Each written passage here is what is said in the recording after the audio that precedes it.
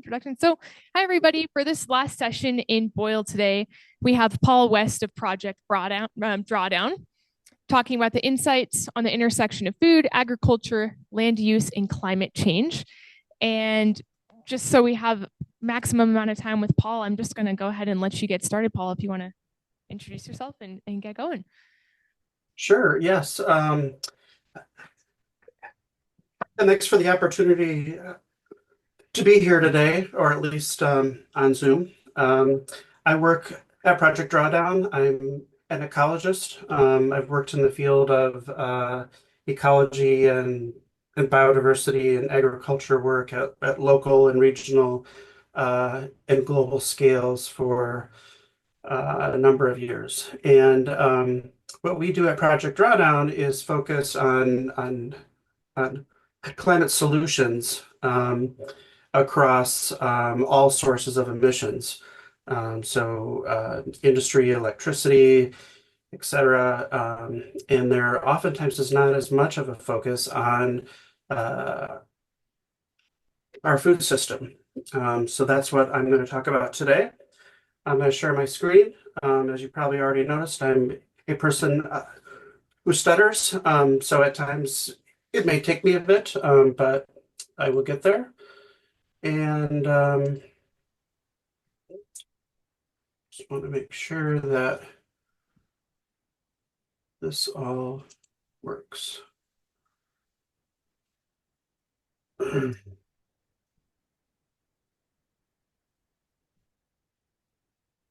Okay, how does that work? Is it at full screen right now? Yep, looks great on our end. Okay, great. Just because I have a couple of screens here at my office in my basement. Yeah, so as Nora said, and I mentioned earlier, I'm Paul West, and what I'm talking about here is the intersections of our food system, agriculture, and land use change and climate, and how it all fits together. So as you all are aware, since you're at your conference, our planet is warming, and so far, when you look at the amount of carbon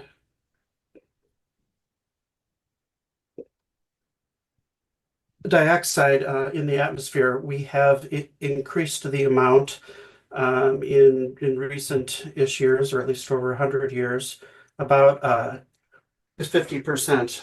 And we've already seen a warming on the planet of about 1.25 degrees or so. And we are currently on track to get a lot warmer. So what we have done as an organization is really emphasize, yes, it's a problem. Yes, it's big. Yes, we are the source. But also, there are a lot of solutions that we have on hand that we have to figure out how to increase the rate and expand the scale at which they are adopted. So with our warming, as you know, there is a variety of interpretations of it. It's frightening. We ignore it, or some people ignore it. It's very upsetting. Then there's another view of it, like there's hope. But I think it's important to think about hope, not necessarily just in the abstract, like maybe, but actually our organization and others have done the math and have shown that it's possible that we are able to cut our emissions in half each decade. And the reason that we know that, as I mentioned, we've done analysis on about 100 uh, climate solutions that span across all the sectors. Some of them are implemented at a small scale or a large scale. Some of them are more like on the tech end. Some are more on the social end. Excuse me here. Must have inhaled something. Hopefully that makes it better, not worse. So this is an older slide of what we had developed, but what we had done is for each of the sectors, we looked at what are the major sources of emissions, and then what types of solutions can address each major source of emissions. So what you see here is each color is a different is a sector, whether electricity or buildings or food and agriculture, and the size of the circle is the amount of impact a solution is able to have. So I'm going to get into more of that. And it is important to note that while we haven't done enough, it hasn't been at a fast enough rate. It is important to acknowledge, though, that there has been um, a lot of progress, or at least some. So, for example, if you look at in the US, through the IRA, and then and just as a result of the economics and the price of solar, how it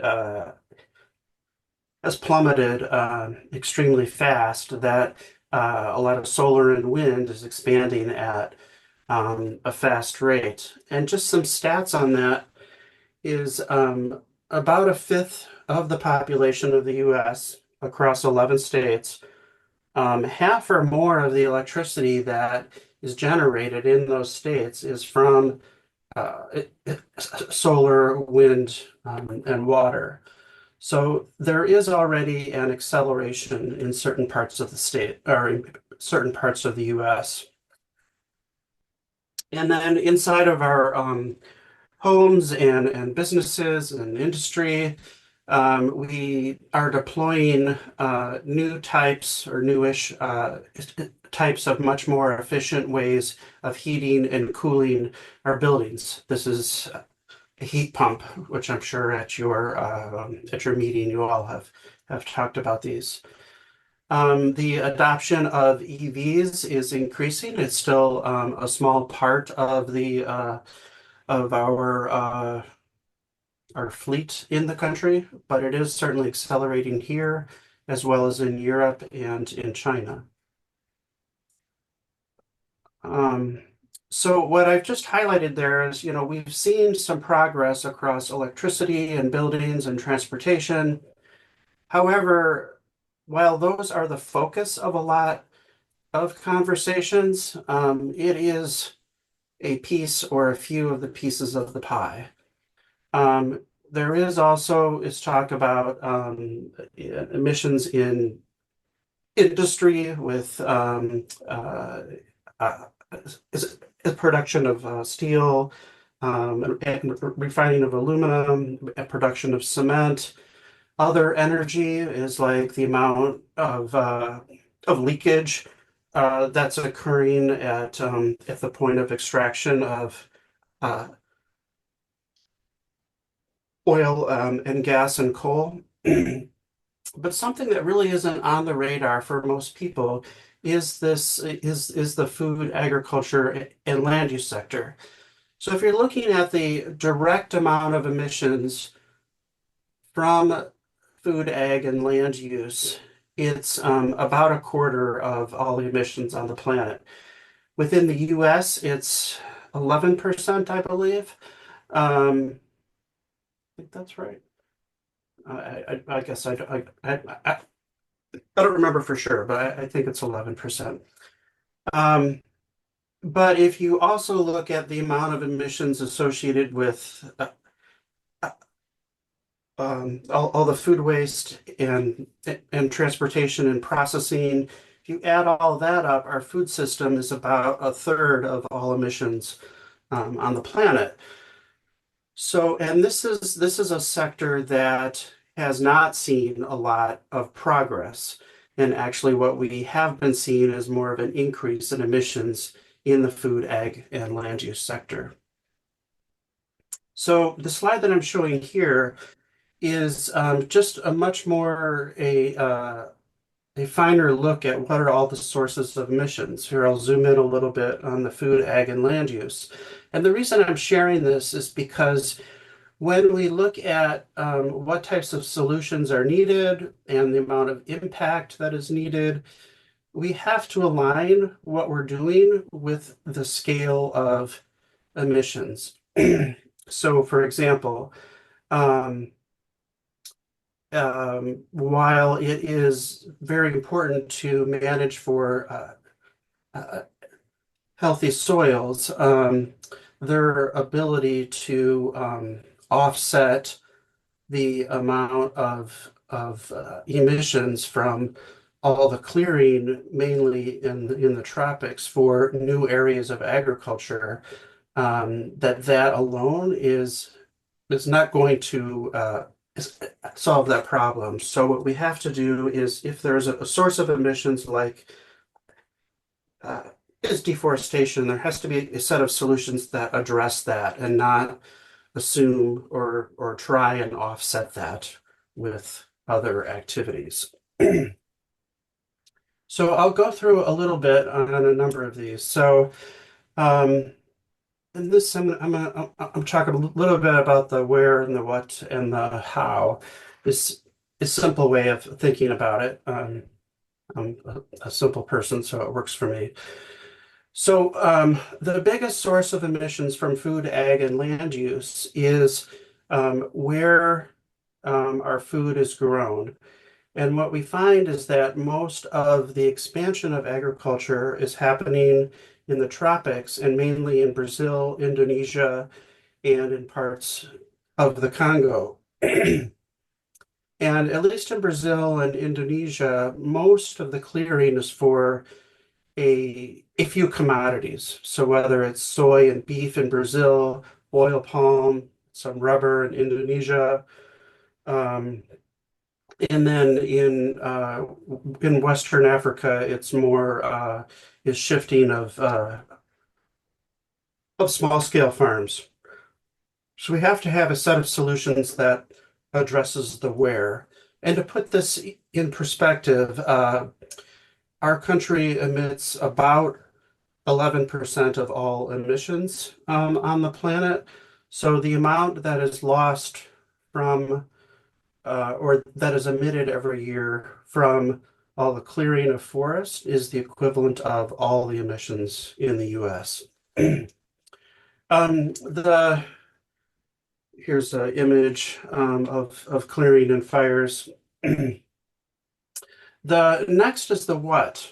And what this is largely is the amount of methane that is produced as cattle and goats and sheep are eating and digesting and burping. It releases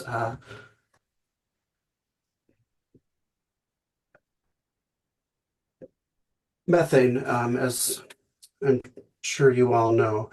Um, and then the last bit that I'll highlight here is the how. So this is more about how we are growing our food. So there's the where is it happening, what are we producing, and how.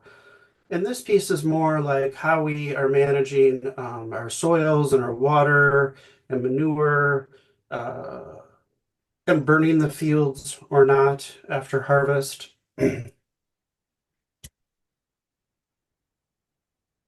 Within the US, one of our larger sources of emissions, or at least the highest that's on the fields, is the amount of fertilizer that's used. And in general, about 8% of nitrogen, or the amount of nitrogen that's applied, about 8% of it is emitted as uh, nitrous oxide, or N2O. And the amount that's emitted for each amount of nitrogen that's applied is nonlinear. So for a lot of crops, like corn that is very abundant on the landscape, and the amount of fertilizer that's applied is very high, that small amounts of increases or decreases in the amount of fertilizer that's used, um, it can have an outsized impact on emissions. So I'd like to now just shift it a little bit to from um, the broad picture of at the global scale to look at a little bit more like as individuals, what are we able to do? So as I mentioned before, that some of the biggest sources of emissions are the clearing of land for expanding agriculture, and then also what we are eating. So when we talk about an efficient food system, we largely are talking about how much or what is eaten and how much is wasted. And that is the biggest opportunity for a cut in emissions in the food sector. So we largely have a conversation about how do we manage our farmlands more efficiently, which certainly is very important. But it turns out that to is to cut emissions and cut them fast. The biggest opportunities are more on a shift of demand for how much uh, new land and what is produced there and what we are eating and wasting. So in order to reach a point of net zero, almost all the work really has to happen on a reduction in emissions. And in the building up of carbon in agriculture lands and restoration efforts is a critical part of a solution, but it is not the only area, and we shouldn't have a focus on that at the expense of not having a conversation about expansion of agriculture and diet and waste. So I'm going to talk here a little bit now about uh, um, our role of the food that we eat.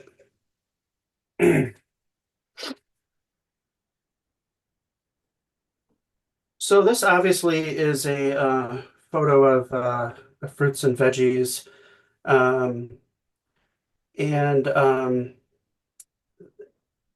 in order to is to cut emissions within a short amount of time.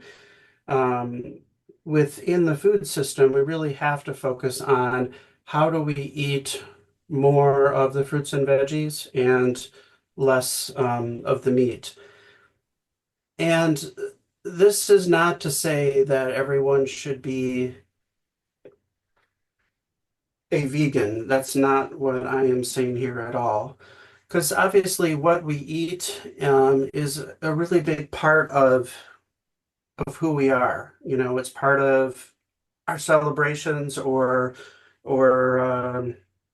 what we all is it's come together around for a celebration, a holiday. If someone has passed, it's just an important part of who we are. But it's important to also know that um, different types of foods have a very a different impact on climate. So here's a slide that shows what are the, okay, I'll go back here. So this is looking at the amount of impact on climate for each pound of food.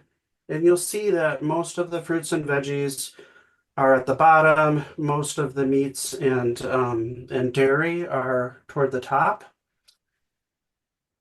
So if you look at that, as I mentioned, it's a quick a slice of a difference in the plants as compared to um, animal products. And you also see that there's a huge amount of difference when you're looking at eggs or chicken as compared to if it is lamb or beef.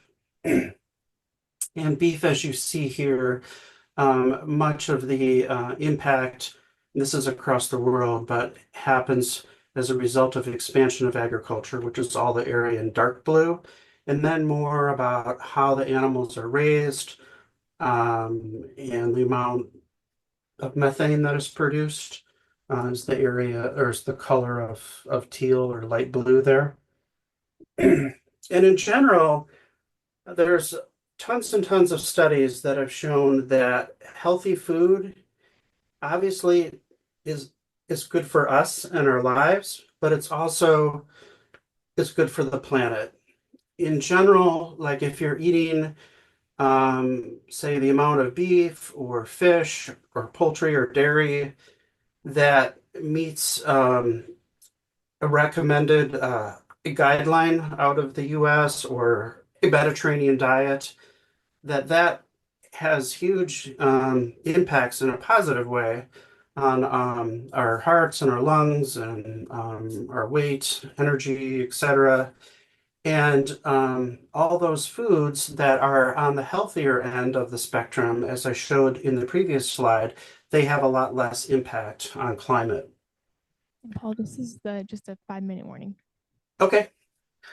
And then next, I want to talk about what it is that is wasted. In general, around the world, about a third or more of the amount of food that starts out on the farm um, is wasted, and some of that is in storage and transportation, which is largely in developing areas of the world, and then within the U.S. or more it's higher income areas. Most of the loss is happening um, uh, either is after it leaves a farm and transportation. So it's usually like in our homes and restaurants and grocery stores. So within the US, about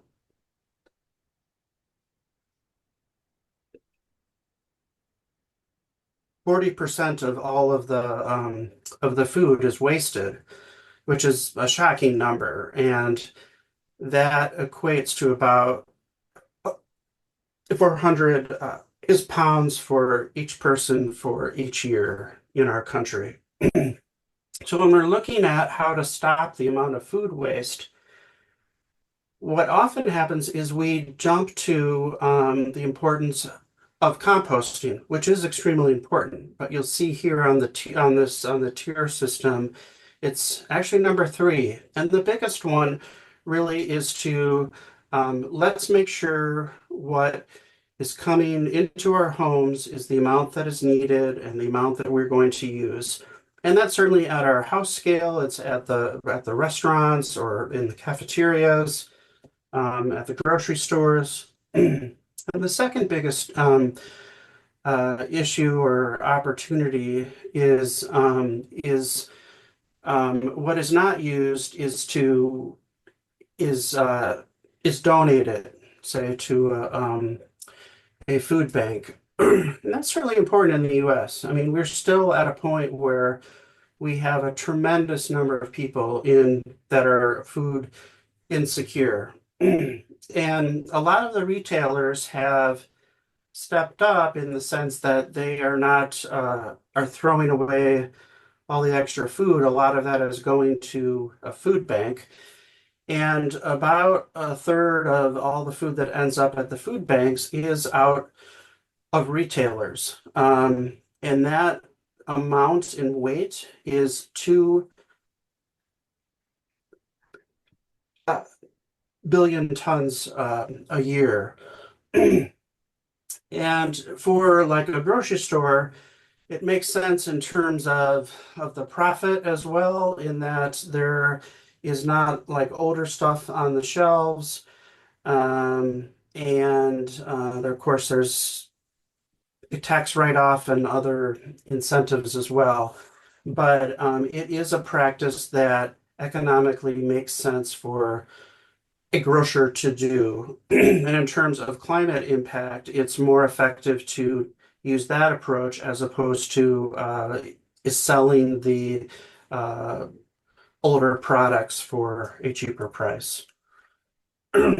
Um, so with that, I will end. It looks like I'm just about right on time.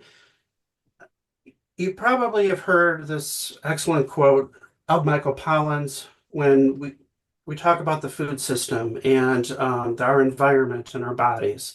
And he says, eat food, not too much, but mostly plants. As I talked about our diet and our food waste, just add a few other words into there. It's important to also know, like, you buy what you need, eat what you buy, and don't waste it. And with that, I will end here. And if anyone's interested in getting more information, you can find it on our website.